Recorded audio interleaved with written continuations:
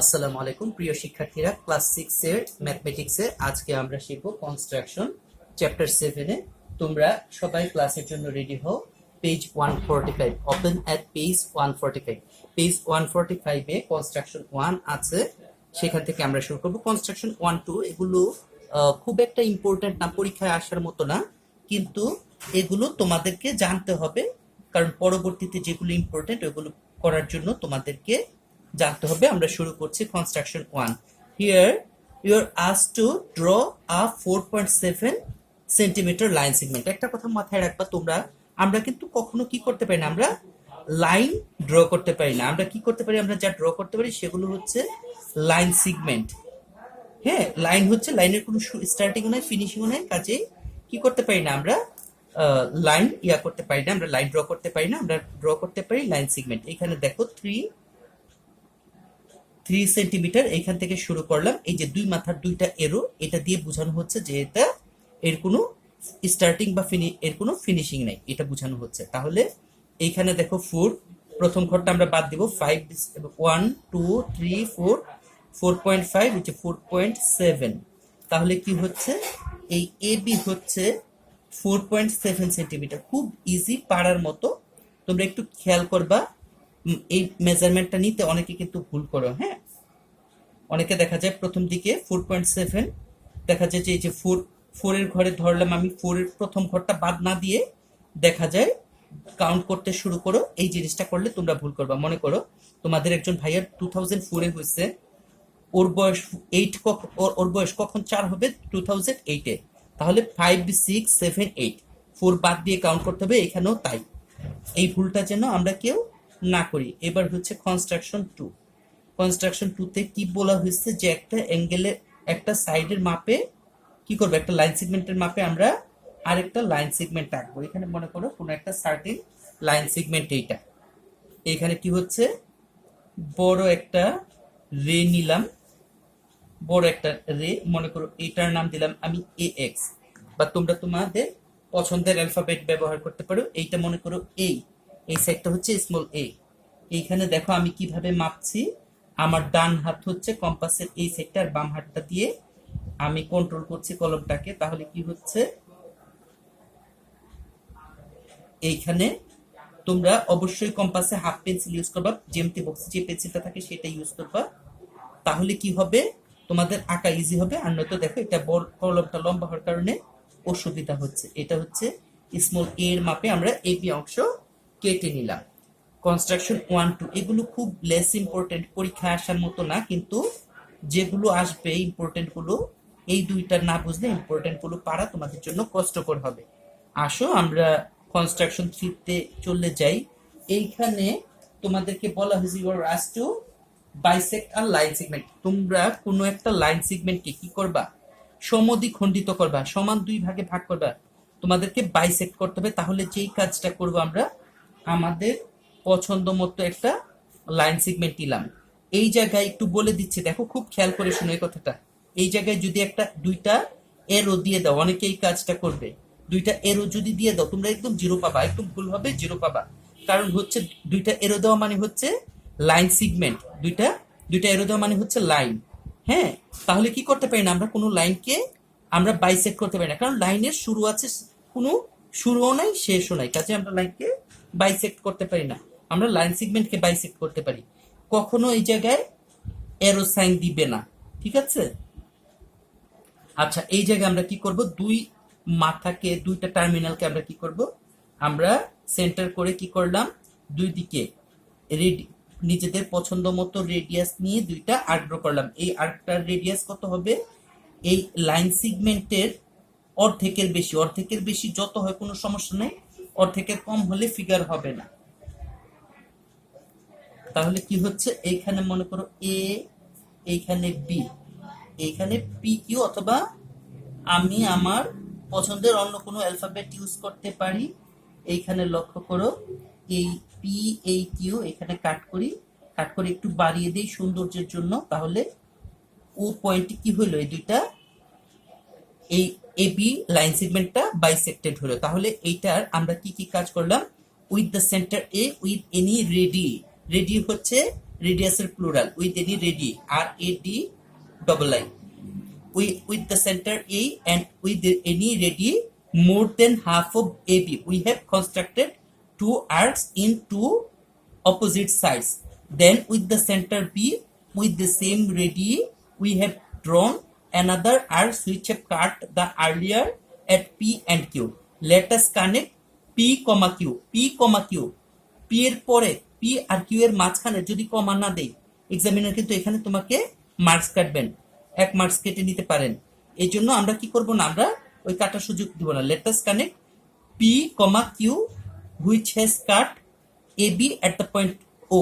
Therefore, AB line segment is bisected at O point. অথবা এভাবে লিখতে পারি POQ is the required POQ is the required perpendicular bisector. ঠিক আছে, এভাবে লিখতে পারি। এটা খুব স্ট্যান্ডার্ড পরীক্ষা আসার মতো। তোমরা দেখবা এক্সারসাইজে পেজ 156 এরকম আছে যে অমুক লাইন সেগমেন্টকে 4 টুকরা 4 ভাগ করো, হ্যাঁ, অথবা এটাকে ভেরিফাই করো। ভেরিফাই করলে ও এর মাপটা কত, ও বি এর মাপটা কত স্কেল দিয়ে মেপে তারপরে দেখিয়ে দিবা যে ও এ প্লাস ও বি হচ্ছে এ বি। এটা দেখিয়ে দিলে ইনশাল্লাহ তোমরা ফুল মার্কস পেয়ে যাবা। তাহলে পরের কাজ চলে যাই কনস্ট্রাকশন 4। কনস্ট্রাকশন 4 এ কি বলা হয়েছে লক্ষ্য করো। কনস্ট্রাকশন 4 এইখানে কোনো একটা লাইন দেওয়া আছে, লাইনের উপরস্থ একটা পয়েন্ট, ওই পয়েন্ট থেকে তোমাকে কি করতে হবে, একটা পারপেন্ডিকুলার ড্র করতে হবে। আচ্ছা, এটা অনেক উপায়ে করা যায়। মনে করো এখানে একটা লাইন হচ্ছে এ বি হচ্ছে একটা লাইন, সার্টেন লাইন। আচ্ছা, এখন এ বি এর মাঝামাঝি একটা পয়েন্ট ও, তোমার পছন্দ মতো একটা পয়েন্ট নিলা ও। এইবার ওতে তোমাকে কি করতে হবে, you are asked to construct a perpendicular from the any point on A B, মানে এ বি এর উপরস্থ একটা পয়েন্ট, এ বি এর মধ্যেই একটা পয়েন্ট আছে কে ও। এইখান থেকে তোমাকে কি করতে হবে, একটা পারপেন্ডিকুলার ড্র করতে হবে। এখান থেকে একটা পারপেন্ডিকুলার ড্র করতে হবে। তাহলে অনেক পদ্ধতিতেই করা যায়। আমরা মেথড 3টা করব, এইটা পরবর্তী ক্লাসগুলোতেও কাজে লাগবে। মেথড 3টা শিখে ফেলবো, ঠিক আছে। মেথড 3টা তোমার দেওয়া আছে পেজ 149, ঠিক আছে। এবার দেখো এখানে আমার নিজের পছন্দসই কোনো নাম দিতে পারি বা পি দিতে পারি। এইবার পি কে সেন্টার করে কি করলাম, আর একই রেডিয়াস নিয়ে আরেকটা আর্ক ড্র করলাম। এইটার নাম আমি দিলাম কিউ। এইবার কিউ কে সেন্টার করে এইখানে কি করলাম, দুইটা আর্ক ড্র করলাম, যেটা ফার্স্ট আর্ককে আর পরবর্তী ফার্স্ট আর্ককে আর পয়েন্টে কাট করব। এইবার আর কে সেন্টার করে একই রেডিয়াস নিয়ে আর কে সেন্টার করে কি করব, দুইটা আর্ক ড্র করব, যা আগের আর্কটাকে টি পয়েন্টে কাট করে। তাহলে ও টি কানেক্ট করি,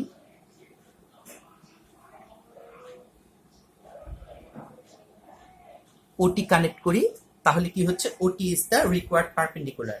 তাহলে এইটার ডেসক্রিপশনটা একটু বলি তোমাদের। বইয়ের সাথে বইয়েরটা হইলে ভালো, বইয়ের বাইরেও তোমরা লিখতে পারো কথা যদি রিজনেবল হয়। এবং কনস্ট্রাকশন রিলেভেন্ট এক্সারসাইজে তোমরা মিনিমাম 50% মার্কস পাবা যদি তোমরা ফিগারটা ড্র করে দিতে পারো সুন্দর করে, হ্যাঁ।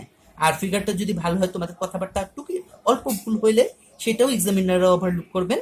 তাহলে কি করবা, তোমরা এটা আঁকাটা খুব প্রপারলি আঁকা প্র্যাকটিস করবা, ঠিক আছে।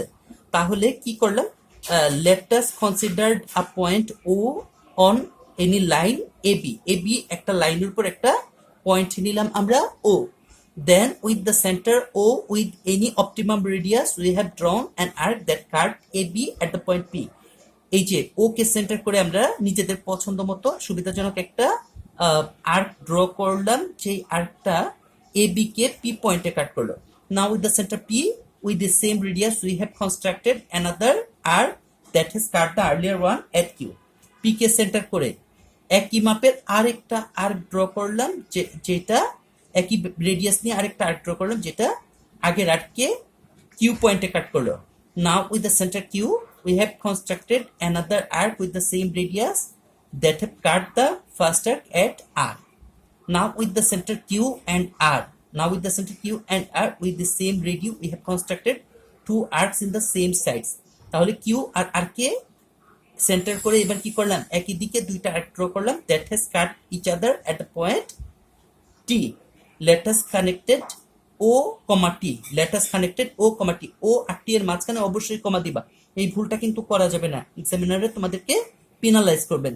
তাহলে কি হচ্ছে, ও টি কে কানেক্ট করলাম, সৌন্দর্যের জন্য একটু বাড়িয়ে দিলাম, তাহলে O T is the required perpendicular on A B. O T হচ্ছে রিকোয়ার্ড পারপেন্ডিকুলার। তাহলে এই কনস্ট্রাকশন 4 এর সাথে কনস্ট্রাকশন 5 এর পার্থক্য একটাই, কনস্ট্রাকশন 4 এ ও পয়েন্টটা ছিল লাইনের উপরে, আর এইবার যেটা ড্র করব সেটা হচ্ছে এই যে মনে করো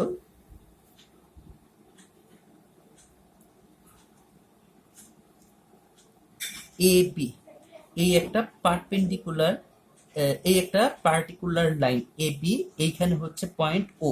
আগের বার ও ছিল এ বি এর উপরে, এ বি এর ভিতরেই পয়েন্টটা ছিল, এখন এ বি এর বাইরে।